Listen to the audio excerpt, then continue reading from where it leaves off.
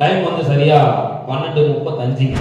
So அடுத்த ஒரு 20 நிமிஷம் நம்மளுடைய மெலினியர் திரு ஸ்ரீதர் சார் ஹார்மோன்ல சில பல சேஞ்சஸ் கொண்டு வந்திருக்காங்க. நம்ம கம்பெனியில ஹார்மோன்ல சில பல சேஞ்சஸ் கொண்டு வந்திருக்காங்க.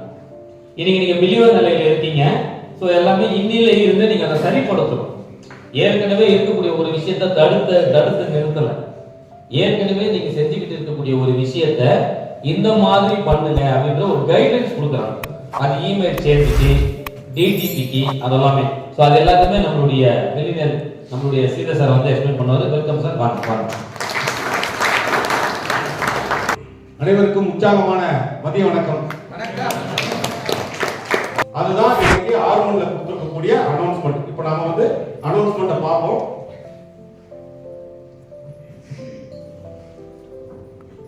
Hormone introducing and email change option. அதாவது இதுவரைக்கும் வந்து நம்மளுடைய இமெயில் ஐடியை நம்ம மிஸ் பண்ணியிருப்போம். அந்த இமெயில் ஐடியை சேஞ்ச் பண்ணணும் அப்படின்னா 2-3 ஸ்டெப் தாண்டி நம்ம போக வேண்டியது இருக்கும். பில்டருக்கு போகணும், பில்டர்ல இருந்து ஜென்எக்ஸ் போகணும், கம்பெனிக்கு போயிட்டு ரிட்டர்ன் வந்து அதுக்கப்புறம் பண்ண வேண்டிய ஆப்ஷனா இருந்துச்சு. அந்த ஆப்ஷன் வந்து நம்மளுடைய கம்பெனி இன்னைக்கு எளிமையா மாத்திருக்கு. எப்படி அப்படின்னு பாத்தீங்கன்னா, நம்மளுடைய சைட்லயே வந்து சேஞ்ச் மெயில் அப்படின்னு ஒரு ஆப்ஷன் கொடுத்துருக்காங்க. பட் அதுலயும் சில கண்டிஷன்ஸ் இருக்கு. என்ன அப்படின்னு கேட்டீங்கன்னா, இது வரைக்கும் நம்ம வந்து மெயில் ஐடியை பத்தி எந்த புரிதலும் இல்லாம இருக்கோம். நம்மளுடைய ஹார்மோன்ல ஒவ்வொருத்தருடைய ஐடியும் மெயில் ஐடி கூட இணைக்கப்பட்டிருக்கு. இந்த மெயில் ஐடிக்கு முடிஞ்ச அளவுக்கு எல்லாருமே வந்து கிரியேட் பண்ணும்போது ரெக்கவரி மெயில் போடுங்க. கூடவே ரெக்கவரி நம்பர் அதுல கேட்டிருக்கும், அதையும் போட்டுட்டு உங்க மெயில் ஐடியை கிரியேட் பண்ணுங்க. அப்போ வந்து நம்மளுடைய மெயில் ஐடி மிஸ் ஆனாலும் ரெக்கவரியினுடைய அந்த மெயில் ஐடியும் கூடவே அந்த மொபைல் நம்பரை வச்சு நம்மளால ரெக்கவர் பண்ண முடியும். அதையெல்லாம் தவிர்க்கணும் அப்படிங்கிறதுக்கு நம்ம சேஃப்டியா வச்சுக்கணுங்கிறது தான் இன்னைக்கு சேஞ்ச் ஆப்ஷன் கொடுத்துருக்காங்க. இந்த இமெயில் சேஞ்ச் ஆப்ஷன் கொடுத்தா இது எப்படி ஒர்க் ஆகும் அப்படின்னா, நம்மளுடைய இந்த மெயில் சேஞ்ச் வந்து அவங்கவுங்களே வந்து ரெக்வஸ்ட் கொடுக்கலாம். இது வந்து நம்மளுக்கு கம்பெனிக்கு போகும், கம்பெனியில இருந்து டைட்டனுக்கு போகும், டைட்டன் நேரத்துல இருந்து டைட்டன் கிளப்ல இருந்து வெரிஃபிகேஷன் பண்ணுவாங்க.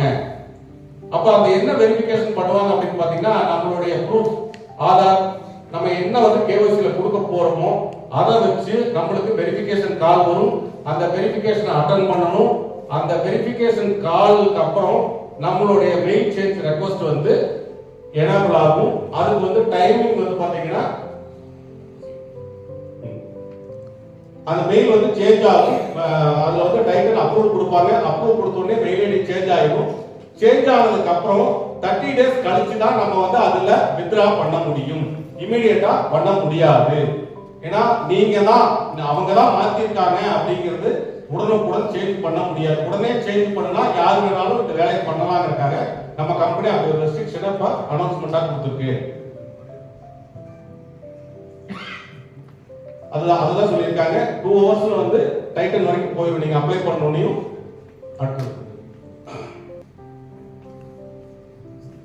3 ஒர்க்கிங் டேஸ்ல வந்து மெயில் ஐடி சேஞ்ச் ஆயிடும். அதுக்கப்புறம் 30 டேஸ்ல வந்து நீங்க வித்ரா வந்து கொடுக்கறதுக்கு ஆரம்பிச்சிருவாங்க. அதான் இந்த ஸ்லைடு சொல்லியிருக்காங்க. அப்ப இனிமேல் வந்து நம்ம இமெயில் ஐடியை புதுசா யாருக்கு கிரியேட் பண்ணினாலும் உங்களுடைய கைடன்ஸ் வந்து உங்களுடைய டிசைனுக்கு கொடுங்க.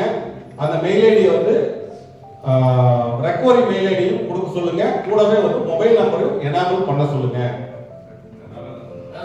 நாலாவது மெயில் ஐடி சேஞ்ச் பண்ணும்போது ரெக்கவரி பாஸ்வேர்ட், அதாவது ரெக்கவரி கூட மொபைல் மெயில் இது வெயிட்டா மெயில் ஐடி போடணும். அதான் மெயில் ஐடி கிரியேட் பண்ணும்போது நீங்க வந்து ரெக்கவரி மெயில் ஐடியும் ரெக்கவரி மொபைல் நம்பரும் கொடுத்து தான் மெயில் ஐடியை கிரியேட் பண்ணிக்கணும்.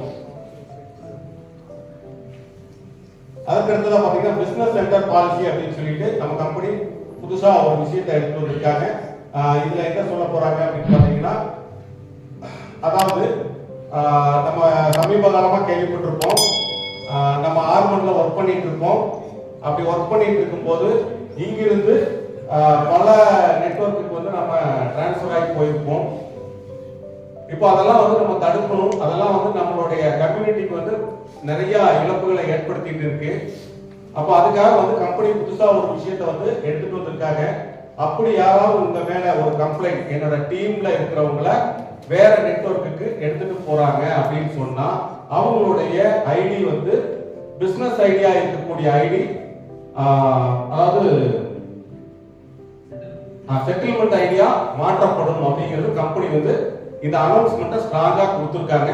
இது எதற்காக அப்படின்னு பாத்தீங்கன்னா நம்மள மாதிரி இருக்கக்கூடிய பிசினஸ் பண்ணிட்டு இருக்கவங்களுக்கு கம்பெனி ஒரு பெரிய சப்போர்ட் கொடுக்கணும் அப்படிங்கறதுக்காக தான் இந்த முடிவை வந்து எடுத்திருக்காங்க.